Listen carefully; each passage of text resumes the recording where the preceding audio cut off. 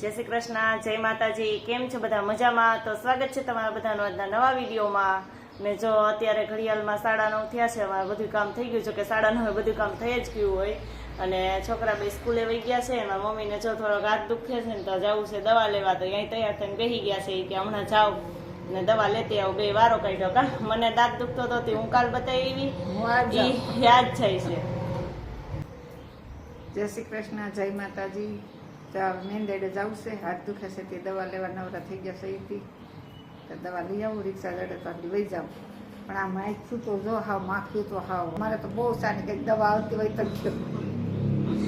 માખીઓ અત્યારે ચોમાસાની ઋતુમાં તો માખીઓ બહુ હોય જ, બધાય હોય. માખી એટલી હોય, મચ્છર એટલા હોય. પણ હમણાં તો થોડાક દિવસ ત્યાં તો અમારે એટલી માખીઓ છે ને કે એની વાત જવા દો. તમારે તો કેવી કોઈ ખબર નથી, પણ અમારે તો માખીઓ મહિનો હોય કે ખબર નહીં. આજુબાજુ વાળા બધા એમ કહે છે કે અમારે એટલી જ માખીઓ હોય છે. એ કે આ માખીઓ મહિનો જ હોય કે એટલે માખી બહુ થાય જ. તો આના માટે આપણે કંઈક કરવું જોઈએ. માખીઓ બહુ વધી ગઈ છે.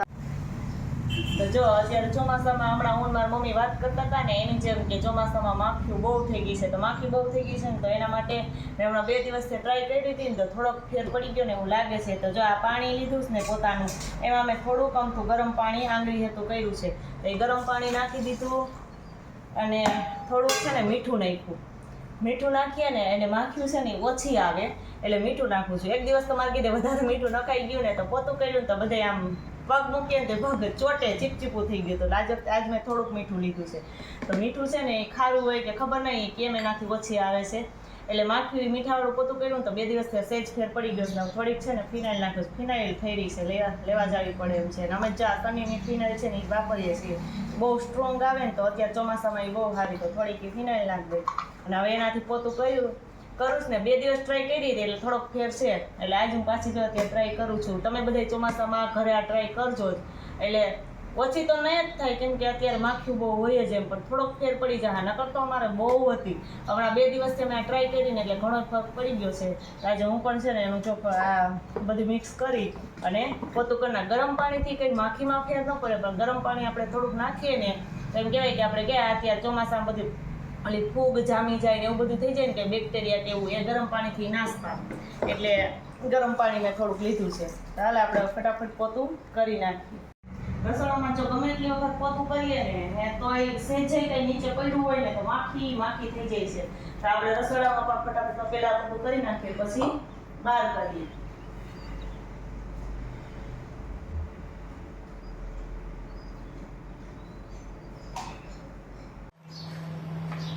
જો મારી મમ્મી મેંદેડાથી આવી અને પછી દાળિયા કહેવા ગયા તા. કાલ અમારે માંડવી નેદવાની છે. કે દાળિયા કઈ આવું તો રસ્તામાં તાવડીવાળા ભાઈ મળી ગયા ને તમને તાવડી થઈ ગઈ હતી. જો તાવડી લઈ આવ્યા. કેટલી લીધી તાવડી? 5 લીધી, 6 લીધી. 5-6 લઈ લીધી. 2 નાની લીધી, 3 મોટી લીધી. 3 મોટી ને 3 નાની તાવડી લઈ લીધી.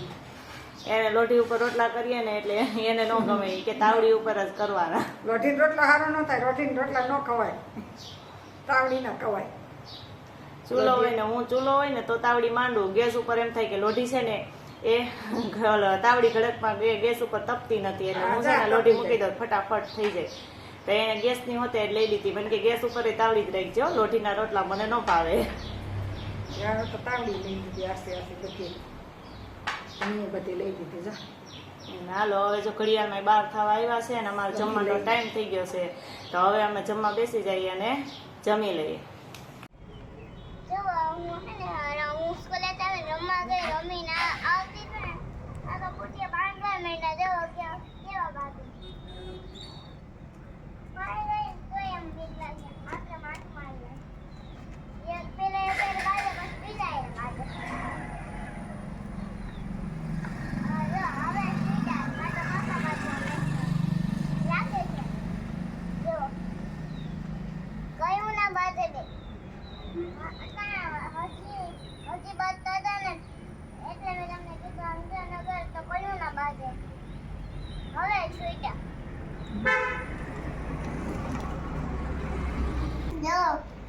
મચ્છરને બગાડવા હટવા કરીએ કે લીમડા નાખશું ત્યાં મચ્છર ખબર ને મમ્મીએ કઈક દીધો હે મને.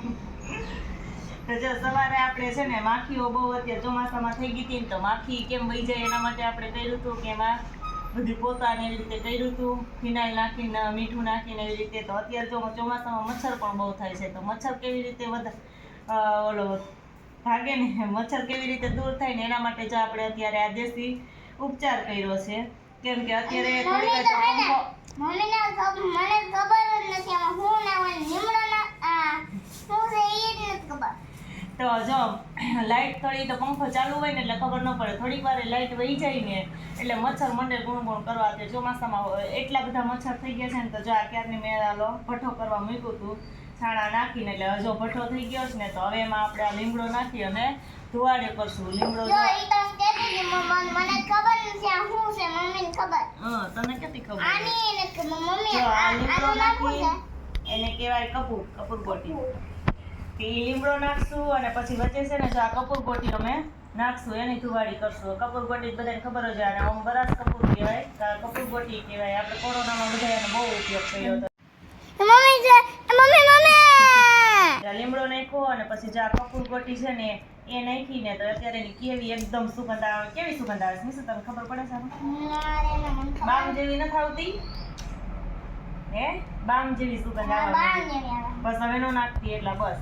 તો જો એક કપૂર ગોટી નાખી અને છે ને એનો એકદમ આ સરસ આપી મંડે ને ધુવાડો થવા, એટલે છે ને અમે રૂમમાં થોડીક વાર રાખી દેવો, રૂમ પેક કરી દેવો, એટલે એની અંદર જે મચ્છર હોય ને મચ્છર બધાય મરી જાય. એટલે આપણે મચ્છર ઓછા કરીએ ને, દેશી ઉપચાર છે આપણો.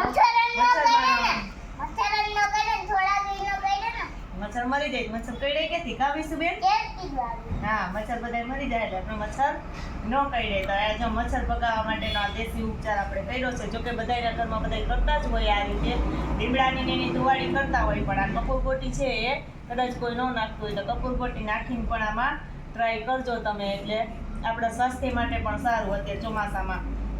તો ચાલો આ સાથે આજનો આ વિડીયો પણ અહીંયા પૂરો થાય છે. અને અમારો વિડીયો તમને ગમ્યો હોય તો લાઈક કરજો, શેર કરજો. અને જો ચેનલમાં નવા